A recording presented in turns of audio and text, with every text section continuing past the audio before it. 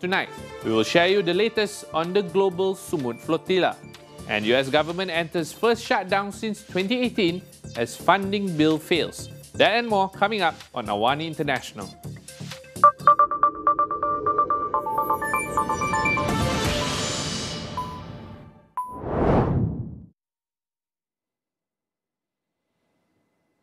The global Sumud Flotilla, attempting to deliver aid to Gaza, has entered a high-risk zone where previous missions have faced attacks and interceptions. Its vessels are now about 100 nautical miles, or about 185 kilometers, from the war-torn territory. Organizers reported that 2 Israeli warships closed in at speed and encircled 2 of their vessels, Alma and Sirius. Soon after, all navigation and communication systems went down, described by one organizer as a cyber attack. The flotilla later said it managed to restore some of the communications. An Israeli Navy ship has been detected 80 kilometers from the flotilla.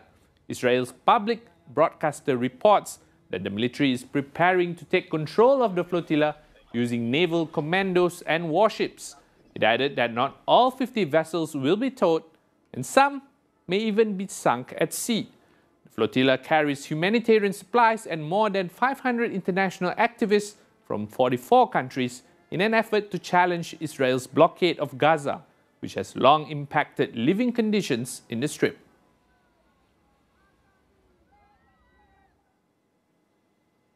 Meanwhile, the United States government has officially shut down after Congress failed to agree on a funding plan before the new fiscal year began on October 1st. Talks broke down as Democrats and Republicans blamed each other, with neither side willing to compromise. It's the first shutdown since 2018, and it's expected to halt some government services. Hundreds of thousands of federal employees will be forced to take unpaid leave, with some public services potentially suspended or delayed. Senate Democratic leader Chuck Schumer accused Republicans of trying to bully Democrats over health care and other priorities. Senate Majority Leader John Thune countered that Republicans would not be held hostage by Democratic demands.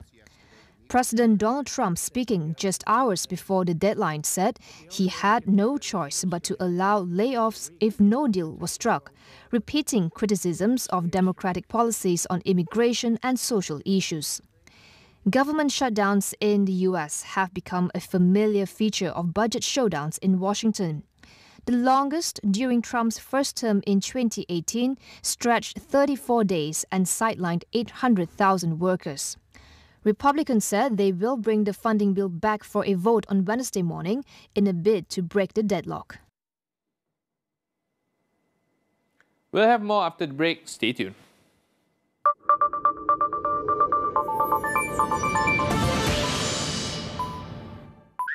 Febreze baharu dengan 2 kali wangian. Untuk wangian yang memikat setiap hari dan setiap malam. Nikmatilah wangian Febreze yang menakjubkan. Ada orang impikan kesempurnaan. Tapi bila sekali gagal, terus putus asa. Ada orang pula walau jatuh berkali-kali, tak kira apa dugaan, tetap bangkit bertenaga.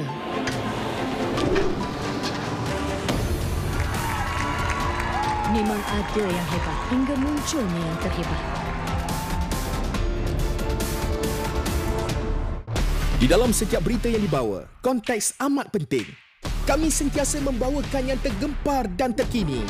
Pastikan Astro AWANI menjadi pilihan anda, tidak kira di mana sahaja anda berada.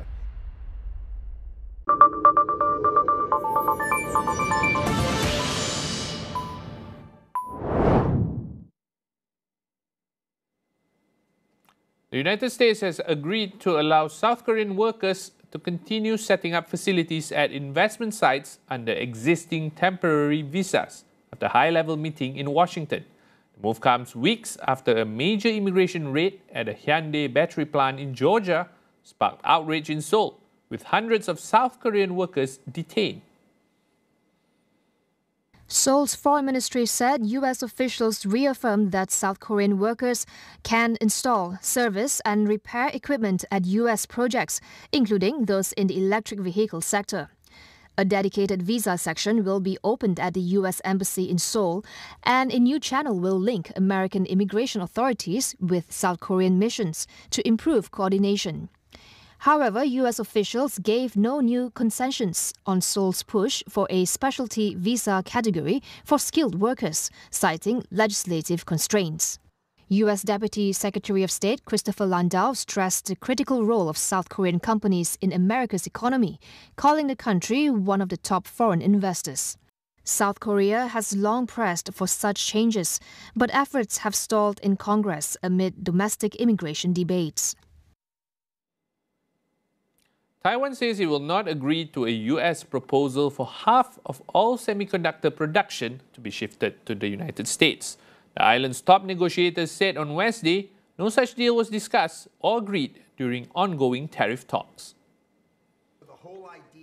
U.S. Commerce Secretary Howard Lutnick had said over the weekend that Washington wanted a 50-50 split on semiconductor manufacturing. However, Taiwan Vice Premier Ching Li-chun insisted the idea was never raised in negotiations. Ching added that Taiwan would never agree to such conditions, reassuring that chip making would remain centered on the island and led by TSMC, the world's biggest chip producer. Taiwan exports to the U.S. are currently subjected to a 20% tariff, and officials said discussions will focus on reducing trade barriers. Premier Cho Jung-tai said substantive consultations were underway and some progress had been made. TSMC is investing $165 billion to build factories in Arizona, but the majority of its output will remain in Taiwan, which runs a large trade surplus with the U.S. The Trump administration has reached a deal with Harvard University that could see the Ivy League institution pay $500 million to settle an ongoing dispute. President Donald Trump says Harvard would also operate what he describes as trade schools, including programs teaching artificial intelligence. He noted that the deal has not been formally confirmed and offered no additional details. The announcement comes after months of accusations by Trump that the university violated federal civil rights laws in its treatment of Israeli and Jewish students. Trump has previously threatened to withhold funds and restrict international student enrollment over issues including anti-Semitism and the permitting of pro-Palestinian protests on campus. Other Ivy League schools have also settled with the Trump administration in recent months. Columbia University agreed to pay more than $220 million, while Brown University will pay $50 million to support local workforce development. EU leaders are meeting in Denmark amid growing concerns over drone incursions and Russia's war in Ukraine. On the table is a proposal for a drone wall across Europe, using a network of sensors and weapons to detect, track and neutralize unmanned aircraft. It comes just days after drone intrusions forced the temporary closure of Danish airports. France, Germany, Norway, the Netherlands, Sweden, Finland, Ukraine and the United Kingdom have deployed troops and anti-drone systems to help Denmark secure the summit. Several European governments have accused Russia of violating their airspace, pointing to drones over Poland and fighter jets over Estonia. Moscow, however, has denied any responsibility for the drones in Denmark, rejected claims that its jets entered Estonian airspace, and insisted it did not send drones into Poland. Also on the agenda during the summit is a debate on using Russian assets frozen in Europe to fund a €140 billion loan for Ukraine. Leaders are also set to discuss long-term support for Kiev, including a joint procurement to strengthen Europe's defense industries. Now, the global luxury goods market is slowing, with the sharpest decline in Asia-Pacific. Analysts point to cooling Chinese demand, a trend influenced not only by domestic economic pressures, but also by wider US-China tensions affecting consumer sentiment and investor confidence. Now, to explain whether this slowdown is a short-term cycle or a longer structural shift, We hear from Claudia De Arpizio, Senior Partner and Global Head of Fashion and Luxury at Bain & Company.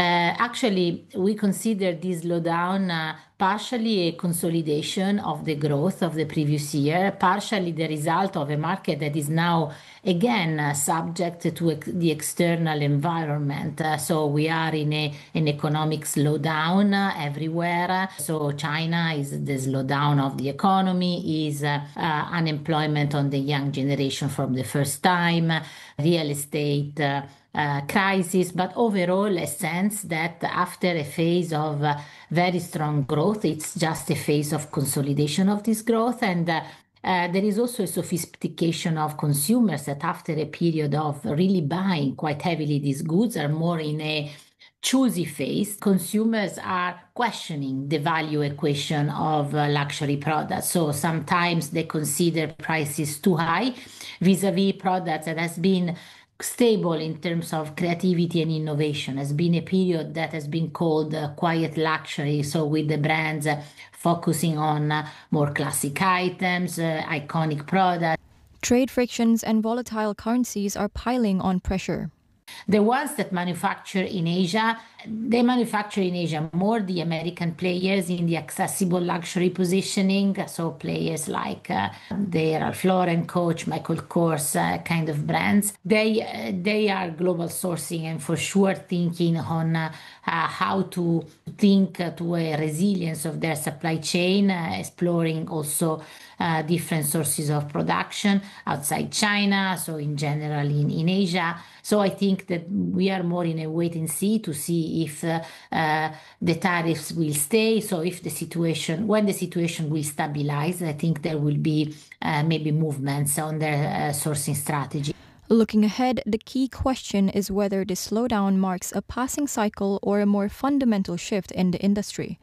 Industry observers say the outcome will hinge not just on economic recovery, but also on how global brands adapt to shifting consumer habits. I think that the prospects of this market are quite strong. So if we look long term or mid term to the growth of the middle class, we are in a period where we envisage another big wave of creation of middle class coming especially from Asia, but Southeast Asia with Vietnam, Cambodia, Vietnam taking an important share of middle class growth also for the investments in production sites, plus a lot of touristic destination like Philippines, Malaysia, Thailand. So we see a lot of development, wealth creation in these markets.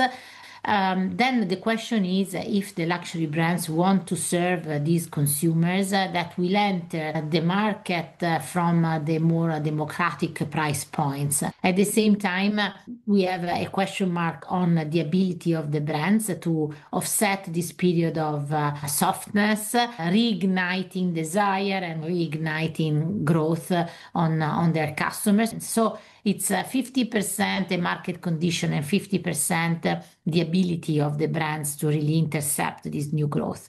So I think it's a temporary cycle, but it's a lot in the hands of the brands.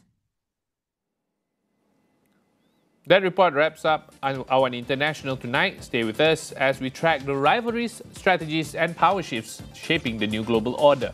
For more updates, visit international.astroawani.com and follow us on social media. I'm Hafiz Marzukhi. Thank you for watching and good night.